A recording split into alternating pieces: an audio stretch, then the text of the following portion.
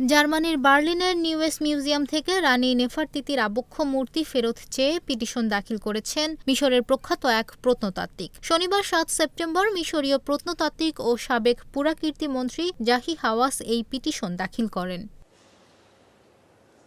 নেফারতিতির বিখ্যাত চুনাপাথরের আবক্ষ মূর্তিটি ১৯১২ সালের শেষ দিকে কায়রো থেকে প্রায় ৩০০ কিলোমিটার দক্ষিণে তেল এল আমারনাতে আবিষ্কৃত হয়। মূর্তিটি আনুমানিক ১৩৪৫ খ্রিস্টপূর্বাব্দের। মূর্তিটি আবিষ্কার করে জার্মান প্রত্নতাত্ত্বিক লুডভিগ বোর্চার্ডের নেতৃত্বে একটি দল। এর পরের বছর ১৯১৩ সালে মূর্তিটি জার্মান প্রত্নতাত্ত্বিক অভিযানের অংশ হিসেবে বার্লিনে পাঠানো হয়।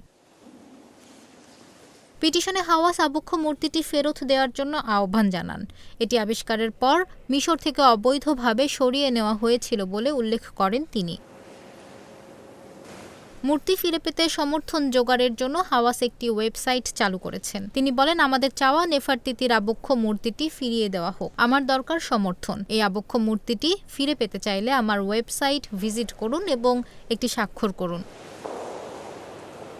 এদিকে বার্লিনের নিউএস মিউজিয়ামের পক্ষ থেকে এ বিষয়ে কোনো মন্তব্য পাওয়া যায়নি।